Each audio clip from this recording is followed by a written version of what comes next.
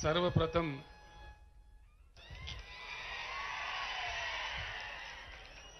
महाराष्ट्र राज्य के इस पावन भूमि को, पावन धरती को मैं प्रणाम करता हूं। हमारे सौभाग्य है मेरे साथ आए हुए मंत्रिमंडल, आमदार खासदार तेलंगाना राज्य के बालके जी ने हमारा बहुत ही अच्छे अंदाज में स्वागत किया और बहुत ही ब्रह्मांड नायक विठोबा जी के चरण में माथा टेकने का हमें जो दर्शन दिलवाए, उस चीज के लिए मैं उनके आभारी हूं। मैं धन्यवाद भी उनको देता हूं। महाराष्ट्र राज्य के बीआरएस किसान विभाग के अध्यक्ष श्री मानिकराव कदम जी, हमारे सीनियर नेता श्री शंकरन्ना दोंडगे जी, आपके लोकप्रिय नेता, आपके दिल जीतने वाला नौजवान ताकतवर नेता भगीरथ बालके जी। आवाज कम आई है।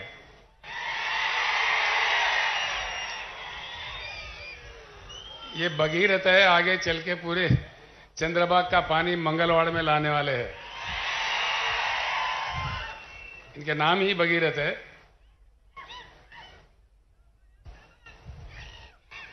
मंच पर उपस्थित नेतागण, सभा में उपस्थित भाइयों बहनों और माओं, मैं आप सभी को प्रणाम करता हूं।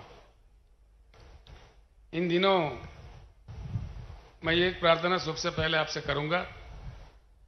मेरे जो भी शब्द है आपके सामने, आप सुन के यहीं मत भूल जाइए। अपने गांव जाके जरूर अपने मित्र और अपने फैमिली में चर्चा कीजिए, अपने गांव में चर्चा कीजिए। इतना मेरा प्रार्थना है। इन दिनों एक बात मुझे बहुत सताता है, मैं हर सभा में कह रहा हूं महाराष्ट्र में, कि आज हमारे देश के लक्ष्य क्या है, भारत का लक्ष्य क्या है। देश का कोई लक्ष्य है या बिना लक्ष्य के हम गुमराह हो गए, हम भटक रहे अंधेरे के रास्तों में। क्या हो रहा है इस देश में? एक बार प्रति भारतीय को इस बारे में सोचने की बहुत सख्त समय आ चुका है। ये वक्त है उस समय का। आजादी का जंग एक वक्त था, जिन कुर्बानियों के फल हमको मिला, लेकिन आज एक और आजादी की जंग लड़ना चाहिए। उस प्रकार का ही एक नया उमंग से, एक नया सवेरे का दिशा में पूरे भारत को चलना चाहिए क्रांति के मार्ग पर। इसलिए कि आजाद हुए हम भारत 75 साल गुजर गए। 75 साल कोई कम समय नहीं होता है। दुनिया भर में कई देश है जो हमारे सामने ही कहां से कहां पहुंच गए। जैसा कि साउथ कोरिया है, जापान है, सिंगापुर है, मलेशिया है। हमारे से जियोग्राफिकली कनेक्टेड है, हिमालय के उस पार में चीन है। आज चीन का एक समय में चीन हमसे गरीब थे 1982 तक। उसके आज का चाइना कहां है और हम कहां हैं। इस बात को हर किसी को सोचना चाहिए। चुनाव आते रहते हैं, जाते रहते हैं, कोई ना कोई जीत ही जाता है। कितने पार्टियों को हमने सपोर्ट किया, और महाराष्ट्र जैसे राज्य में मुझे एक पार्टी बताइए जिनको अवसर नहीं मिला, अधिकार नहीं मिला। कांग्रेस तो पूरे 50 साल राज किया। उसके बाद में राष्ट्रवादी को भी आपने मौका दिया, शिवसेना को आपने मौका दिया, भाजपा को भी आपने मौका दिया। करना चाहते तो इनमें से कोई एक तो करते। उल्टा ये कह रहे हैं तेलंगाना के जैसे छोटे से राज्य में, कम समय में, नया नवेला राज्य में किसानों के भलाई के लिए सब कुछ किया जा सकता है। मैं मराठी बोल नहीं सकता, लेकिन समझ सकता हूं। बालके जी ने अपने बातों में सारे बता दिए तेलंगाना में क्या क्या स्कीम चलता है। ये स्कीम तेलंगाना में 5-6 साल से जब चल रहा है, महाराष्ट्र में क्यों नहीं? महाराष्ट्र तो बहुत बड़ा राज्य है, स्थिर राज्य है, धनवान राज्य है। यहां किस चीज की कमी है?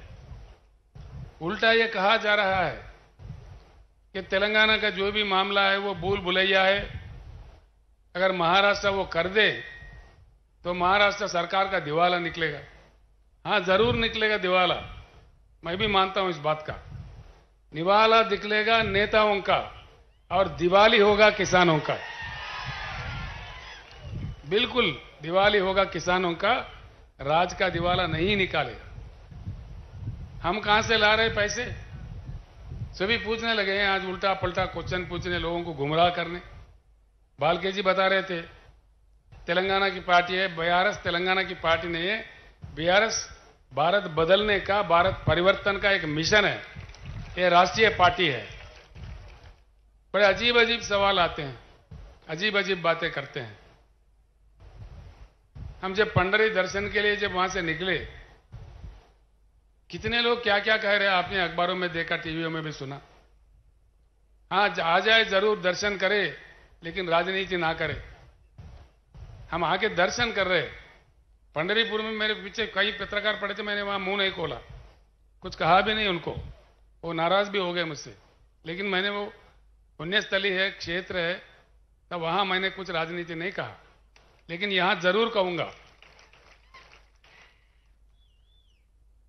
मेरा एक बात है, मुझे समझ में नहीं आता, अभी अभी हम शुरू हुए महाराष्ट्र में, इतना आक्रोश क्यों है इतने सारे पार्टियों में? इतनी घबराहट क्यों है, हड़बड़ी क्यों है? इतना आक्रोश इतने छोटी पार्टी के लिए? 4 महीने ही हो गए हम यहां शुरू होके, कोई पार्टी हमें नहीं छोड़ रहा है। भाजपा एक वक्तव्य है, कांग्रेस का एक वक्तव्य है।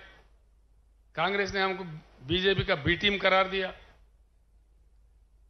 बीजेपी ने हमको कांग्रेस का ए टीम का करार दिया। ये पता नहीं ये टीम कहां से आते हैं। हम किसी का टीम नहीं है, हम टीम है तो किसानों का, पिछड़ों का, अल्पसंख्यक का और दलितों का टीम है। इस बात से कोई घबराए नहीं।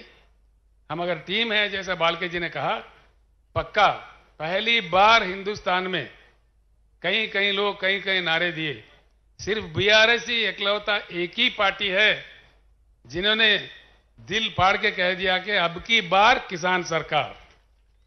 पहले कोई पार्टी ने इस बात नहीं कहा। क्यों नहीं कहा भाई? 60% लोग तो खेती किसानी से जुड़े हुए हैं। किसान को और कामगार को जोड़ दो तो 60% से ज्यादा हो गए। अब इन लोगों को डर लगा है भाई, सब साफ साफ मालूम हो रहा है किसान जुड़ रहे बीआरएस के साथ, तो इसलिए उल्टा सीधे बात करने लगते हैं, बड़ा अजीब अजीब कमेंट्स करते हैं।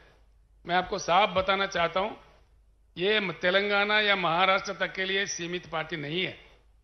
आज के भारत के जितने भी समाधान, जितने भी प्रश्न हैं, जितने भी समस्याएं हैं, उसका एक ही समाधान है कि भारत का परिवर्तन। परिवर्तित भारत ही हमारे सारे समस्याओं का समाधान है। हां, परिवर्तन चाहिए। इसलिए मैं 2-4 शब्द बताता हूं आपको। भारत में 41 करोड़ एकड़ कृषि योग्य भूमि है।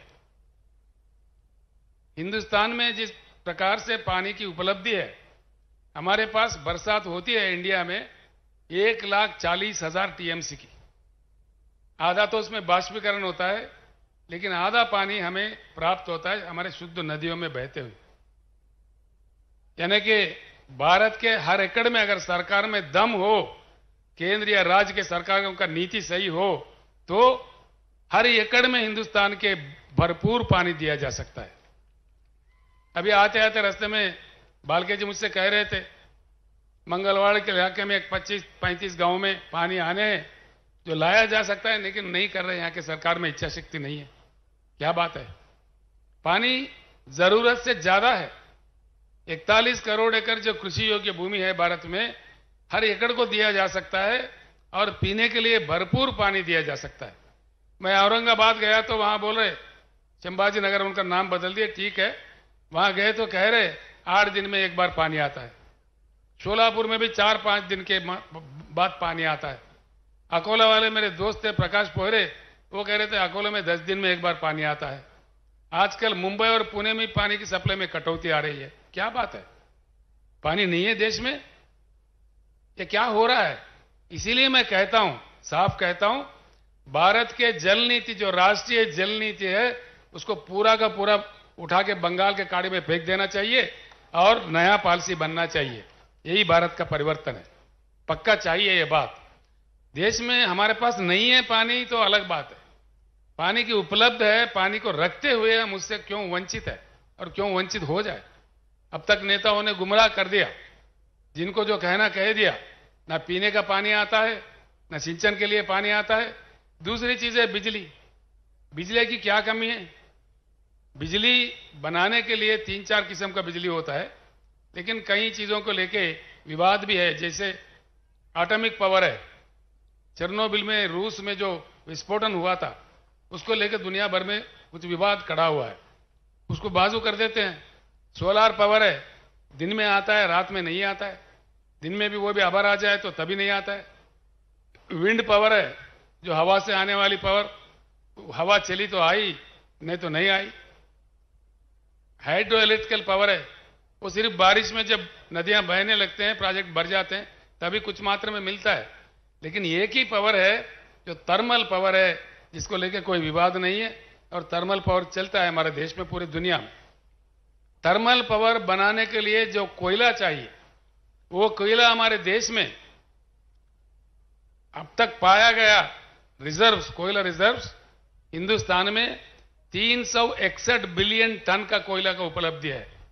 मैं यही बात आपसे विनम्र पूर्वक प्रार्थना करता हूं, मेरे बात को जरूर चर्चा में ले आए गांव में, कि जरूरत से ज्यादा पानी है। केसीआर ने कहा यह सच है कि झूठ है, चर्चा कीजिए, उसका निकालिए, पढ़े लिखे लोगों को पूछिए, इरिगेशन अधिकारियों से पूछिए। भारत में बिजली, आप चौंक पड़ोगे, आप चौंक जाओगे।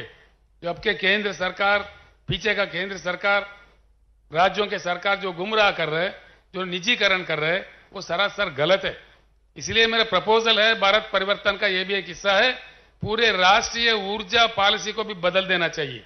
इसलिए कि हमारे पास जिस प्रकार का कोयला उपलब्ध है, हाइड्रो इलेक्ट्रिकल बिजली, सोलार का बिजली और थर्मल बिजली जो कोयला से बनता है, तीनों को संतुलित करके अगर देश के लिए दिया जाए, पूरे भारत के छोटे छोटे गांवों से लेकर बड़े बड़े शहरों तक, छोटे छोटे उद्योग से लेकर बड़े उद्योगों तक, और पूरे जगह बिजली पर्याप्त देने के लिए 150 साल तक के लिए यह पर्याप्त है कोयला। ये मेरे आंकड़े नहीं है, ये मेरी कल्पना नहीं है, ये केंद्र सरकार के आंकड़े हैं, कोयला मंत्रालय के आंकड़े हैं। इसलिए मैं बार बार कह रहा हूं, इस बात को आप अपने गांव में चर्चा कीजिए। क्यों हमको गुमराह किया जा रहा है? बिजली दे सकते हुए, बिजली बना सकते हुए क्यों निजीकरण कर दे रहे बिजली कंपनीज को? और हमारे देश में इतना भरपूर कोयला है जो 150 साल तक के लिए पर्याप्त है, उसके बावजूद क्यों कोयला ऑस्ट्रेलिया से मंगाया जा रहा है? क्यों कोयला आज कई अन्य देशों से मंगाया जा रहा है? इस बात को हमको समझना चाहिए, ये रूट मुद्दे हैं। इसलिए मैं आपसे प्रार्थना करता हूं, किसान भाइयों, हम जब तक एकत्रित ना हो, हमारा समस्या का कोई समाधान नहीं निकलेगा। बड़ा दुख होता है, इतने धनवान महाराष्ट्र राज्य में किसान का आत्महत्या रोज का 8 का 7 का 9 का 10 का आंकड़ा में जाता है। क्या यही हमारा किस्मत है किसानों का?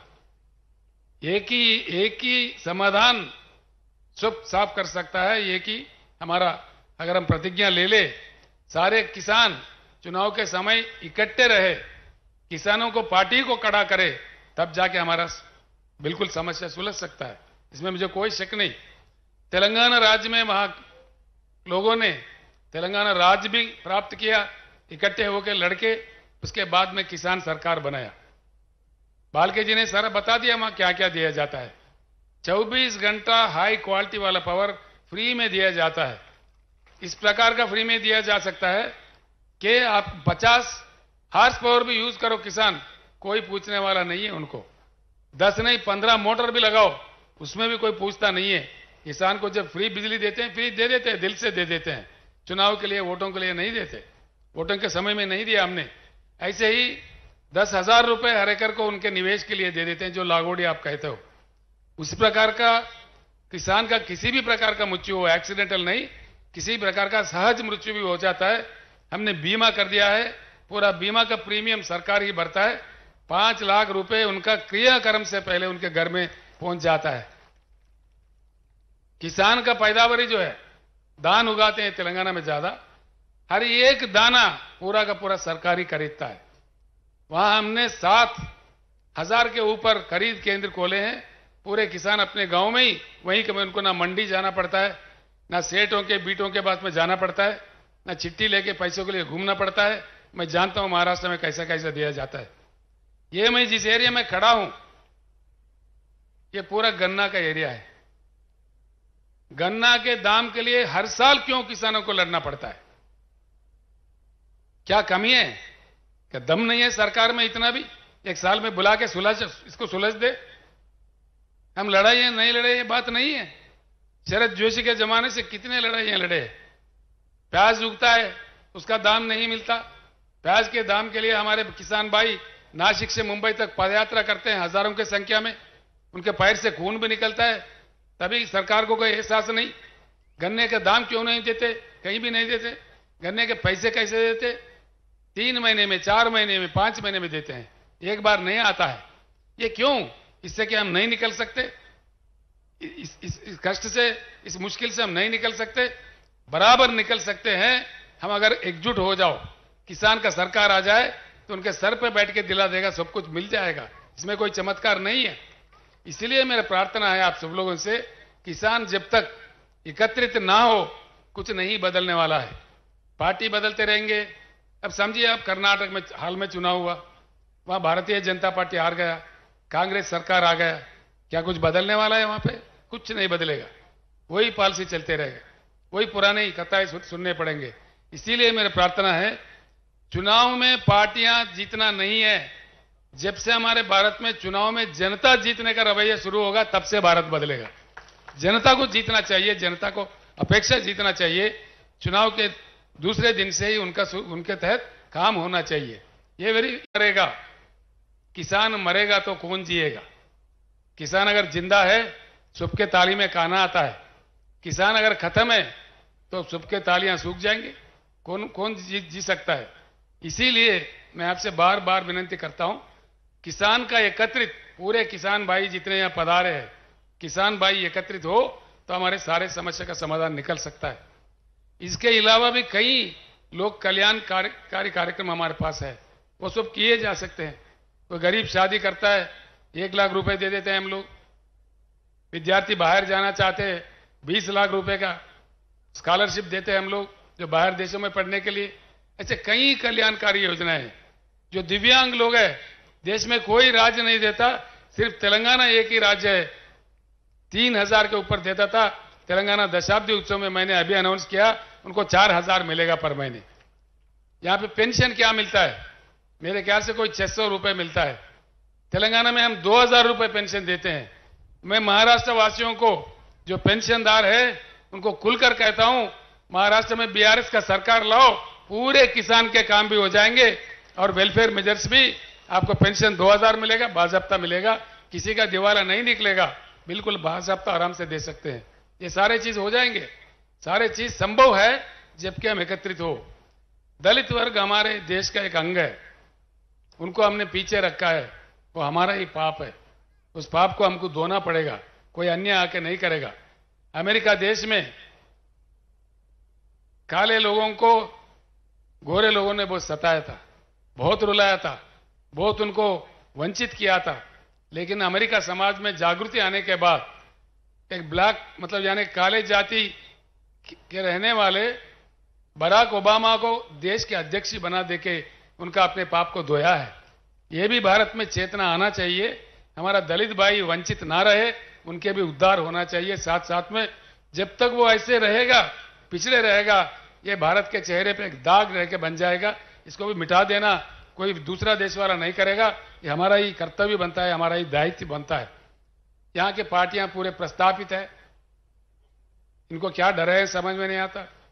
क्यों ऐसा करते हैं समझ में नहीं आता। क्यों उल्टा सुल्टा बात करने लगते। हमारा जो एजेंडा है, उस एजेंडा पे बात करो, उस एजेंडा डिस्कस करो। देवेंद्र फडणवीस जी, जो भूतपूर्व मुख्यमंत्री, अब के उप मुख्यमंत्री है, नांदेड़ में पहली बार जब मैं आया था तो उन्होंने कहा था, केसीआर जी आपका यहाँ क्या काम है? आपका तो काम तेलंगाना में है। मैंने कहा भैया मैं भारत के नागरिक हूं, कहीं भी जाके काम कर सकता हूं, मैं यहां किसान के उद्धार के लिए आया हूं। अगर मुझे नहीं चाहते हो तेलंगाना एजेंडा मक्की का मक्की 100% इंप्लीमेंट करो, मेरा काम खत्म, मैं मध्य प्रदेश चले जाऊंगा, महाराष्ट्र नहीं आऊंगा। उसका जवाब नहीं है उनसे, उसका जवाब आता ही नहीं है।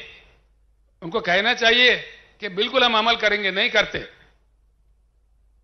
केंद्र सरकार एक 6,000 रुपए देते हैं, वो भी कम लोगों को, कम किसानों को। हमारे पास कोई ऐसा अभेद नहीं है।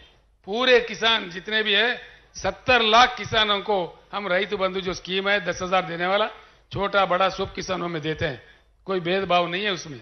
इसी प्रकार का यहां भी आना चाहिए। लेकिन जैसा बीआरएस ने प्रवेश किया महाराष्ट्र में, फिर 6,000 का ऐलान हुआ। वो किसको देंगे? जो किसान सम्मान निधि मिल रहा है उन्हीं को देंगे, बाकी को नहीं देंगे। वो भी पूर्ण रूप से नहीं, 2-2 हजार करके 3 किस्तों में देते हैं। हमारे पास ऐसा नहीं है। फसल को 5,000 एक देते हैं निवेश के लिए, फिर दूसरा फसल के दूसरा दे देते हैं। मुफ्त में पानी देते हैं, मुफ्त में बिजली देते हैं, और हर दाना उनका खरीदते हैं। खरीदते भी कैसा? सीधा उनके बैंक में जाता है। आप लोग प्रसन्न हो जाएंगे मेरे बात सुनकर। तेलंगाना में मैंने देखा है, मुख्यमंत्री बनने के बाद 2 साल किसानों का जो कष्ट है, मुश्किल है, मैंने देखा है। उसके बाद में पूरी तलाटी व्यवस्था हमने बर्खास्त कर दिया है तेलंगाना में। तलाटियों का जो काम है आप जानते हैं, हमारी भूमि उनके नाम पे लिख दे, इनका भूमि उनके नाम पे लिख दे, वहां पूरा तलाटी व्यवस्था ही बर्खास्त कर दिया कानून बना के। उनके पेट में नहीं मारा हमने, दूसरे डिपार्टमेंट में उनको नौकरी दिया, और तलाटी व्यवस्था निकाल के धरणी बोल के एक पोर्टल ला के सारे जमीन का रिकॉर्ड हमने डिजिटलाइज कर दिया। उसके लिए उस माध्यम से ये सुविधा होता है किसानों को। धान खरीदते हैं, किसी के पास फिरने की जरूरत नहीं है, सीधे किसान के बैंक अकाउंट में जाता है। जो 5,000 हर फसल के लिए हम निवेश के लिए देते हैं, वो भी सीधा, ना दरखास्त देना है, ना दफ्तर जाना है, सीधा उनके बैंक अकाउंट में जाता है, हैदराबाद से जाता है। किसान का जो बीमा है उसके लिए कहीं दरखास्त नहीं देना है, सीधे उनके अकाउंट में बैंक में चले जाता है। ये संभव बात है। ये बात जब तेलंगाना में हो रहा है, महाराष्ट्र सरकार क्यों नहीं कर सकता? यही मेरा क्वेश्चन है, यही मेरा सवाल है। सिर्फ महाराष्ट्र ही नहीं, मध्य प्रदेश में क्यों नहीं, उत्तर प्रदेश में क्यों नहीं, पूरे अन्य भारत में क्यों नहीं? ये संभव होते हुए भी एक राज्य में, हिंदुस्तान के एक हिस्सा में हो रहा है, बाकी भारत में क्यों नहीं? इसीलिए मैं आप तमाम लोगों से, सभी लोगों से मैं प्रार्थना करूंगा, ये पूरे भारत के किसानों के जंग है, उनके प्रतिनिधि है बीआरएस पार्टी। सिर्फ महाराष्ट्र या तेलंगाना किसी एक राज्य का नहीं है। और आखिरी में मैं एक बात आपको जरूर बताऊंगा। बालके जी ने कुछ बात रखा, उन्होंने, पिताजी थे उनके, बड़े अच्छे आदमी थे, भले आदमी थे, 3-3 बार आपने आपके प्यार दिया, उनको जिताया, उनकी मृत्यु हो गई, भगवान ने हमारे साथ नहीं रखा उनको मैं आश्वासन देता हूं, बिल्कुल मैं उनसे बड़ा हूं, उनको पूरा आशीर्वाद मेरा उनके साथ होगा, बालके जी के साथ। आज हम पूरे तेलंगाना राज्य को लाके यहां विठोबा जी के दर्शन करवाए, घर बुलाए, और खाना भी खाएंगे हम लोग जाके, आप लोग भी खाएंगे, हम लोग भी खाएंगे। इतना हमारे साथ जो खड़े हैं, पश्चिम महाराष्ट्र के जो दरवाजा खोले हैं बालके दादा, उनके पूरा हमारे साथ होगा, हमारे आशीर्वाद उन पे होगा, हम पूर्ण तरीके से उनके साथ होंगे। आप सभी लोग भी साथ दीजिए। एक युवा नौजवान, क्या चाहिए, नौजवान लीडर है, नौजवान नेता है, उनका काफी भविष्य है। ये एमएलए चुने जाते हैं तो एमएलए नहीं रहेंगे, मैं आश्वासन देता हूं, इनको मंत्री पद भी मिल सकता है, काफी ऊंचा भी जा सकते हैं, आगे चलकर बहुत बड़ी उनकी तरक्की हो सकती है। उनकी तरक्की यानी पंढरपुर मंगलवार कॉन्स्टिट्यूंसी की तरक्की है, सोलापुर जिले की तरक्की है, महाराष्ट्र राज्य की तरक्की है। बालके जी का व्यक्तिगत तरक्की नहीं है, उनको भगवान ने जो दिया है, उनको कोई खाने की कमी नहीं है, लेकिन पूरे राज्य का विकास, पंढरपुर का विकास, हर चीज का विकास उनके जरिए हो जाएगा। ये युवा है, मैं इनसे बहुत बड़ा हूं, इससे युवा लोगों का मार्गदर्शन में पूरे किसान एकत्रित होके आप चल पड़े तो हर चीज संभव है, कोई असंभव नहीं है, कोई नहीं होने वाला कारण नहीं है। ये एक बात मैं अंत में कहूंगा, हम जब फल के अपेक्षा करते हैं, फल का ही पौधा लगाना चाहिए। कई महान संतों ने कह दिया है कि बोया पेड़ बबूल का, आए कहां से आम। आम का अपेक्षा है तो आम का पौधा लगना चाहिए। कांटों का पेड़ पौधा लगा के फल का अपेक्षा करें, हमको नहीं मिलेगा। गाय से दूध लेना है तो गाय को घास दीजिए, गधों को घास दे दो और गाय को दूध पूछो कहां से मिलेगा हमको। हमारे वोट में वो ताकत है, वो दम है। हम बटे नहीं गए तो बिल्कुल हमारा काम बन जाएगा। मैं आपके भाई हूं, आपका बेटा हूं, मैं अपने आप में किसान हूं और मैं गर्व करता हूं, फख्र करता हूं। भगवान ने मुझे किसान के घर में जन्म दिया, किसान के घर से ही मैं पैदाइश हूं। किसान होने का मैं फख्र करता हूं, बिल्कुल फख्र करता हूं। मुझे फख्र है किसान होने के लिए, इसीलिए मैं खुद किसान में हूं, इसीलिए मैं किसान का दुख दर्द समझ सकता हूं। लोग बोलते वहां के मराठवाड़ा के, विदर्भ के लोग बोलते पश्चिम महाराष्ट्र ठीक है। मैंने कहा भैया पश्चिम महाराष्ट्र में क्या मुफ्त में बिजली मिलता है? मिलता है? 24 घंटा मिलता है? 1 घंटा भी नहीं मिलता है। लागोड़ी मिलता है? नहीं मिलता ना? मुझे सुनने नहीं दे रहे। नहीं मिलता। तलाटी रखे क्या बर्खास्त करे? बर्खास्त करना चाहिए। जो बर्खास्त करना चाहिए हाथ उठाइए एक बार। कैमरा वाले उधर देखो भाई, कैमरा वाले उधर घुमाओ। जनता क्या चाह रही है वो बता दो पूरी दुनिया को।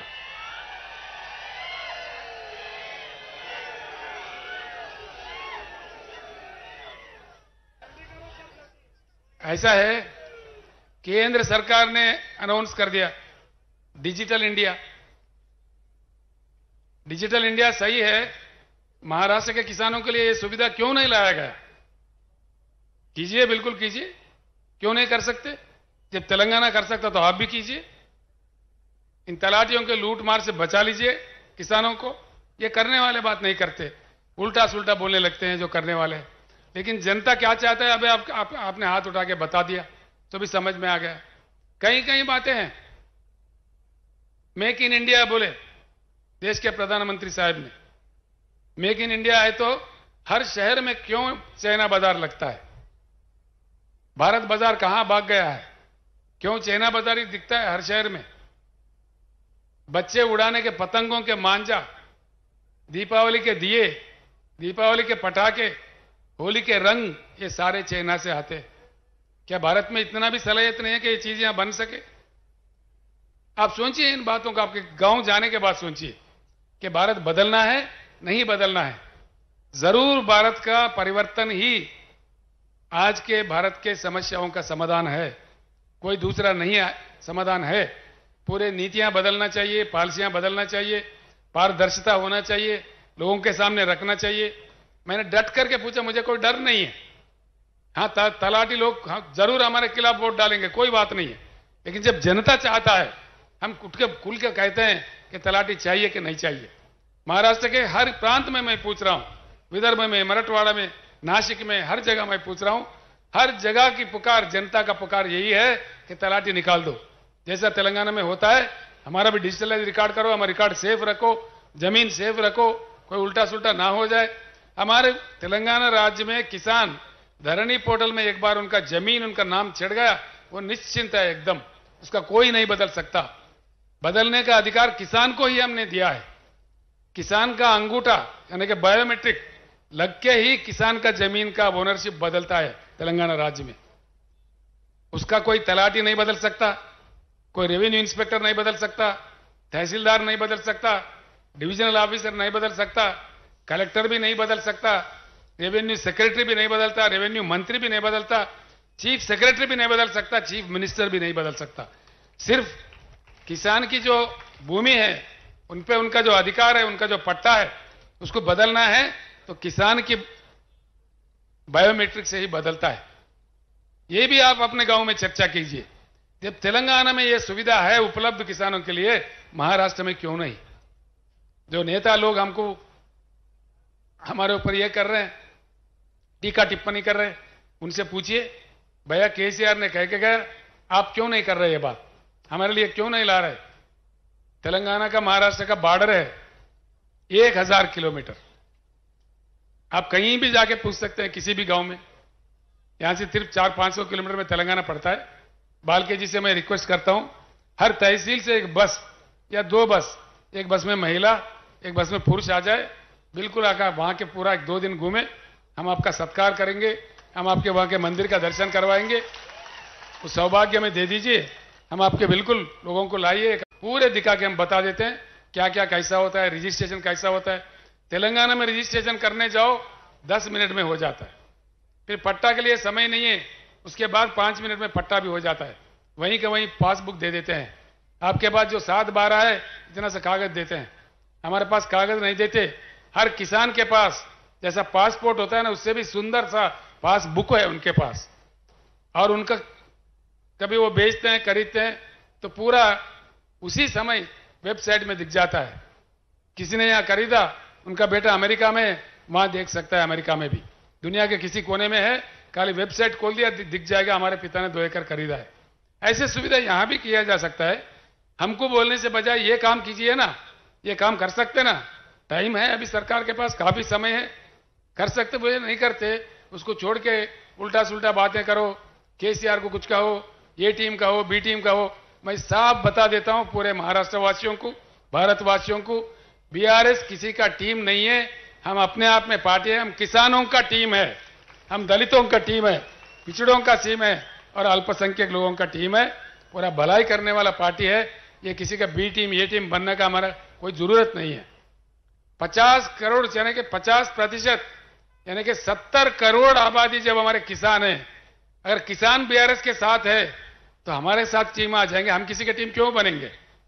किसान हमारे साथ है, आप बताइए, किसान हमारे साथ है, जंग लड़ेंगे अब की बार। दल हो गए आप लोग, खाना तैयार है, जोर से बोलिए, अब की बार, अब की बार भगीरथ बाल के जिंदाबाद, बोले भगीरथ बाल के। मैं आपको धन्यवाद देता हूं। मेरे जो भी बातें हैं मैं एक बार विनम्र पूर्वक विज्ञापन करता हूं, मैंने जो कहा है अब तक आपने नहीं सुना है, इसलिए हर जगह मैं यही प्रार्थना करता हूं, ये यहीं नहीं छोड़े, अपने गांव में जाके इसको चर्चा पे रखे, डिस्कशन करे, और सही है तो पूरे लाइन में लग जाइए, हम जीतेंगे। मैं भगीरथ बाल के भी जीत जाएंगे, बीआरएस भी जीत जाएगा, आप तमाम लोग जीत जाएंगे, जरूर हमारी जीत होगी, क्योंकि हमारे युद्ध में न्याय है, नीति है, जरूर हमारे विजय प्राप्त होगा। फिक्र मत कीजिए, कुछ ही दिन में बदलेगा महाराष्ट्र, किसान का भविष्य भी बदलेगा। इतना कहते हुए मैं आपसे रुखसत होता हूं।